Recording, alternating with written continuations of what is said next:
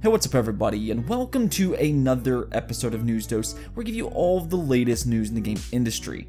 And well, PlayStation has had a very interesting 24 hours to the point it may leave some fans scratching their head just to try to figure out exactly what is happening over at PlayStation. They seem to be making a lot of changes, but to go over a quick summary of today's topics, we will be talking about Final Fantasy VII Remake, and it is a timed exclusive. MLB The Show, PlayStation's first-party franchise, will be coming to other consoles. Resident Evil 3, along with several other games, was shown during State of Play, and much more, so we got plenty to discuss today. To start the episode off though, let's talk about Final Fantasy VII and MLB The Show, because these really got announced one after another just last night, and both these are associated with the PlayStation brand.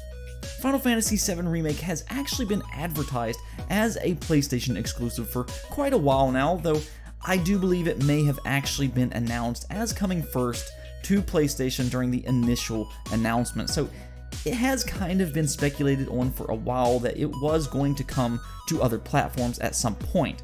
And really this whole thing just kind of reminds me of what happened with Death Stranding, where the initial announcement was just kind of forgotten by many fans.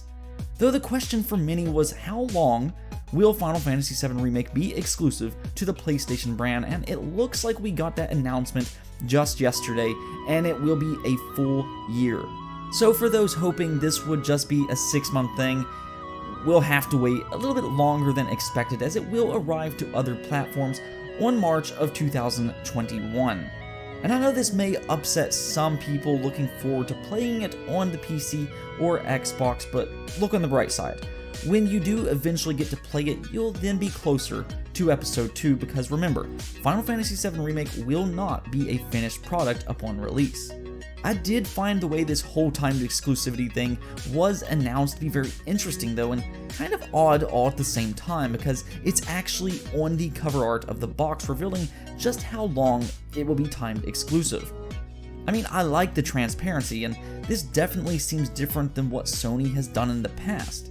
Even Death Stranding coming to PC was announced before the release of PlayStation 4. I mean, they didn't try to hide it, they announced it before it released. Which really leads me to my next topic, which is MLB The Show. See, MLB The Show has been announced to be going multi-platform as early as 2021.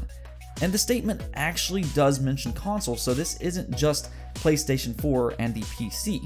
I mean, if it was coming to only the PC, that would make sense, because Sony has been releasing some of their games on PC, but then other console makers started to tweet about this, including both the head of Xbox, Phil Spencer, and then Nintendo as well. So I think yes, MLB The Show will be available on both the Nintendo Switch and Xbox in the future, and more than likely PC as well. And that is a really big deal, and I'll tell you why. Well, there's actually two reasons. One being that MLB The Show is really the only big MLB game in the game industry. And because it was exclusive, if you were an MLB fan, you were kind of forced to get a PlayStation to play a good baseball game like this, or just do without. To be honest, I always found this partnership to be a bit odd, and I never really understood why a sports franchise like this was exclusive to one platform.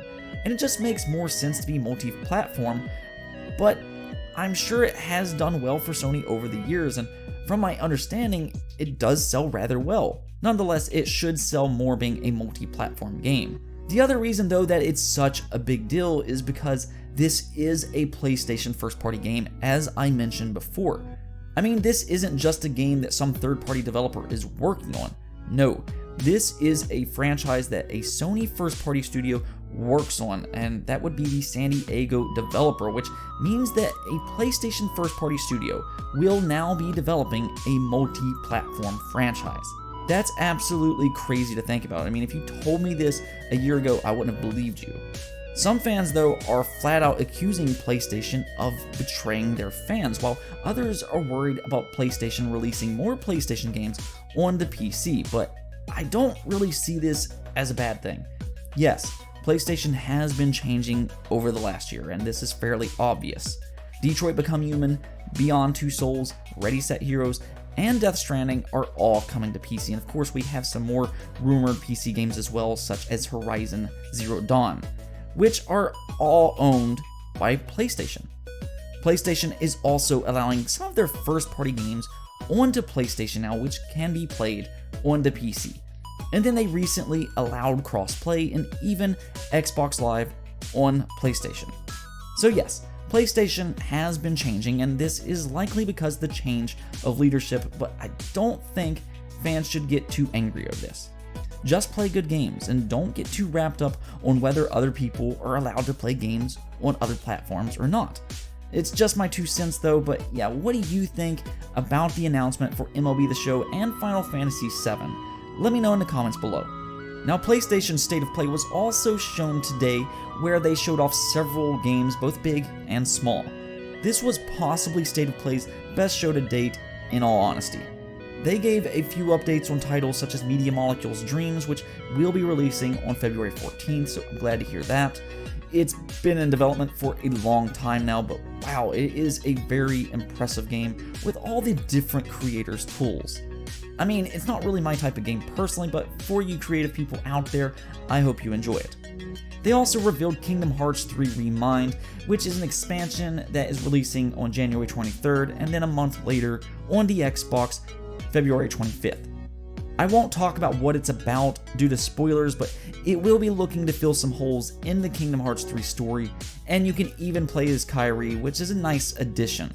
It also brings back some of the Final Fantasy characters as well, which is really cool considering they were oddly missing from the original game.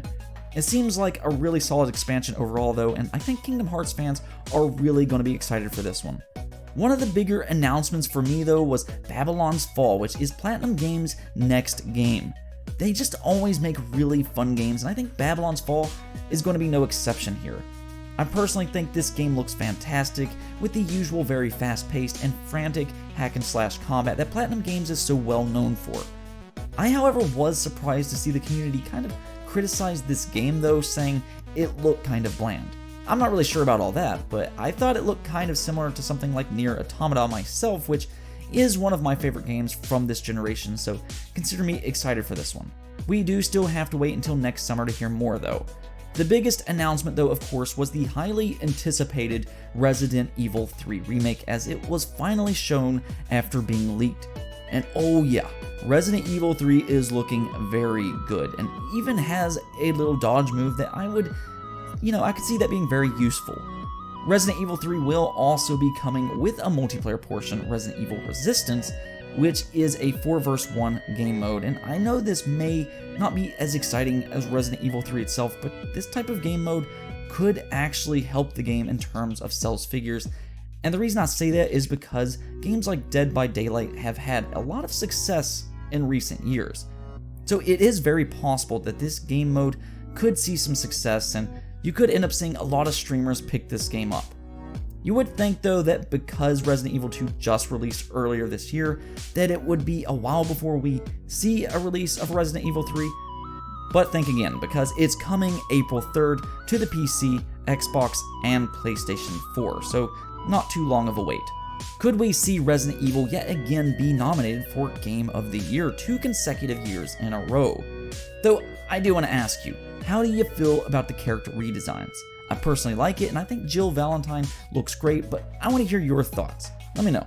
There was a few other games that was shown as well, including a magic-based battle royale game by the name of Spellbreak, and it will be releasing in spring of 2020.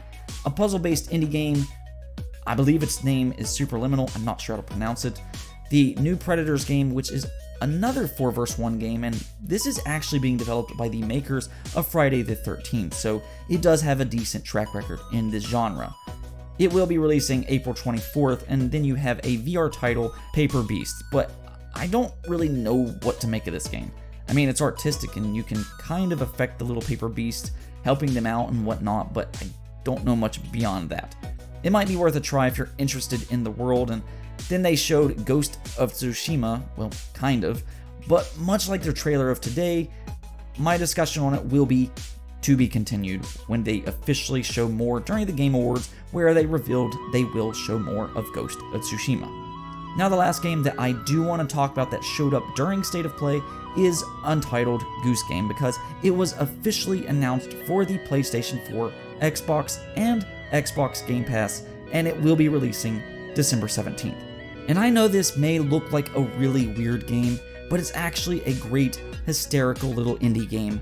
In fact, I even put this game on my top 25 Nintendo Switch indie game list because, yes, it is that good. I do highly recommend you to check this out when it releases next week. I mean, if you have Xbox Game Pass, you really don't have a reason not to try it, so go do it.